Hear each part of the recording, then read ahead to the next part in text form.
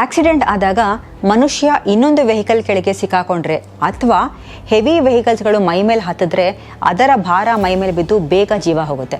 ಪ್ರತಿ ವರ್ಷ ನಮ್ಮ ದೇಶದಲ್ಲೇ 5,000 to 6,000 ಜನರು ಈ ಕಾರಣಕ್ಕಾಗಿ ಪ್ರಾಣವನ್ನು ಕಳ್ಕೊತಾ ಇದ್ದಾರೆ. ಅಷ್ಟೇ ಯಾಕೆ, ಬಸ್ಸೋ ಲಾರಿನೋ ಅಥವಾ ಇನ್ಯಾವುದೋ ದೊಡ್ಡ ವೆಹಿಕಲ್ ಕೆಳಗೆ ಸಿಕ್ಕು ಬೆನ್ನು ಸೊಂಟ ಮುರ್ಕೊಂಡು ಲೈಫ್ ಲಾಂಗ್ ಹಾಸಿಗೆ ಹಿಡಿದವ್ರ ಸಂಖ್ಯೆ ಕೂಡ ಕಮ್ಮಿ ಏನಿಲ್ಲ. ಆದರೆ ಹಿಂದೊಂದು ಕಾಲಕ್ಕೆ ದೊಡ್ಡ ದೊಡ್ಡ ವೆಹಿಕಲ್ಗಳು ಮೈ ಮೇಲೆ ಹತ್ತಿದ್ರು ಏನೂ ಆಗದೆ ಇರೋ ಅಂತಹ ಟೈರ್ ಒಂದನ್ನು ಕಂಡು ಹಿಡಿದಿದ್ರು. ಯಾವುದು ಆ ವಿಶಿಷ್ಟ ರೀತಿಯ ಟೈರ್? ಯಾರು ಕಂಡು ಹಿಡಿದಿದ್ದು?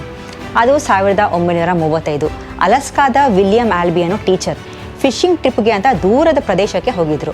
ಇನ್ನು ಫಿಶಿಂಗ್ ಮಾಡ್ತಿದ್ದಾಗ ಅಲ್ಲೇ ಸಮೀಪದಲ್ಲಿ ಅಚ್ಚರಿಯೊಂದನ್ನು ಕಂಡ್ರು. ದೊಡ್ಡದಾಗಿರೋ ವುಡನ್ ಬೋಟ್ ಒಂದನ್ನು ನೀರಿಂದ ದಡಕ್ಕೆ ತರೋದಕ್ಕೆ ಅಲ್ಲಿನ ಎಸ್ಕಿಮೋಗಳ ಗುಂಪು ಸೀಲ್ನ ಚರ್ಮದಿಂದ ತಯಾರು ಮಾಡಿರೋ ಏರ್ ಟೈಟ್ ಚೀಲಗಳನ್ನ ಬಳಸ್ತಾ ಇದ್ರು. ಅದನ್ನು ನೋಡಿ ಆಲ್ಬಿಗೆ ಆಶ್ಚರ್ಯ ಆಯಿತು.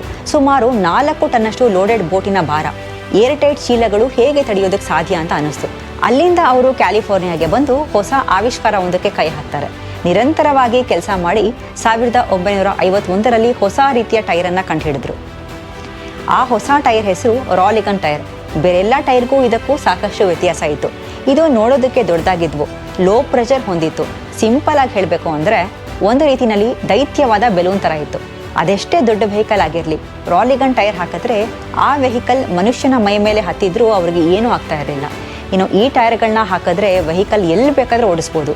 ಕೆಸರು, ಮರಳು, ಹೊಂಡಗುಂಡಿ, ಗುಡ್ಡಗಳನ್ನ ಈಸಿಯಾಗಿ ಹತ್ತಿಸ್ಬೋದು. ಅತಿಯಾಗಿ ಚಳಿ ಇದ್ದಾಗ ಟೈರ್ ಹಾಳಾಗೋದು, ಪಂಚರ್ ಆಗೋದು ಈ ಯಾವ ರೀತಿಯ ಸಮಸ್ಯೆ ಕೂಡ ಇರಲಿಲ್ಲ. ಇನ್ನು ಆಗಿನ ಕಾಲದ ರಬ್ಬರ್ ಟೈರ್ನ ಜಾಗಕ್ಕೆ ಆಲ್ಬಿಯ ಹೊಸ ಟೈರ್ ಬಂದು ಮೆರೆಯುತ್ತೆ ಅಂತ ಎಲ್ಲರೂ ಕೂಡ ಅಂದ್ಕೊಂಡಿದ್ರು. ಆದರೆ ಅದು ಹಾಗಾಗಲಿಲ್ಲ. ರಾಲಿಗನ್ ಟೈರ್ಗೆ ಅದರದೇ ಆದಂತಹ ಸಮಸ್ಯೆಗಳು ಕೂಡ ಇತ್ತು. ಅವು ವೆಹಿಕಲ್ಗಳನ್ನ ಎಲ್ಲಿ ಬೇಕಾದರೂ ಕೊಂಡೊಯ್ಯೋ ಸಾಮರ್ಥ್ಯ ಕೊಡ್ತಿದ್ವು ನಿಜ, ಆದರೆ ತುಂಬಾ ಸ್ಲೋ ಇತ್ತು. ಹೆಚ್ಚು ಸ್ಪೀಡ್ ಓಡ್ತಾ ಇರಲಿಲ್ಲ. ಜೊತೆಗೆ ಫ್ಯೂಯಲ್ ಕೂಡ ಸಿಕ್ಕಾಪಟ್ಟೆ ಬೇಕಾಗಿತ್ತು. ಈ ಎಲ್ಲ ಕಾರಣಕ್ಕಾಗಿ ರಾಲಿಗನ್ ಟೈರ್ಗಳು ಹೆಚ್ಚು ಪಾಪ್ಯುಲರ್ ಆಗಲಿಲ್ಲ. ಇನ್ನು ಇವತ್ತಿಗೂ ಕೆನಡಾ ಹಾಗೆಯೇ ಅಲಸ್ಕಾದ ಕೆಲವು ಭಾಗದಲ್ಲಿ ಭಾರವಾದ ಗೂಡ್ಸನ್ನು ಸಾಗಿಸೋ ವೆಹಿಕಲ್ಗಳಿಗೆ ಅವರು ರಾಲಿಗನ್ ಟೈರನ್ನೇ ಬಳಸ್ತಾರೆ.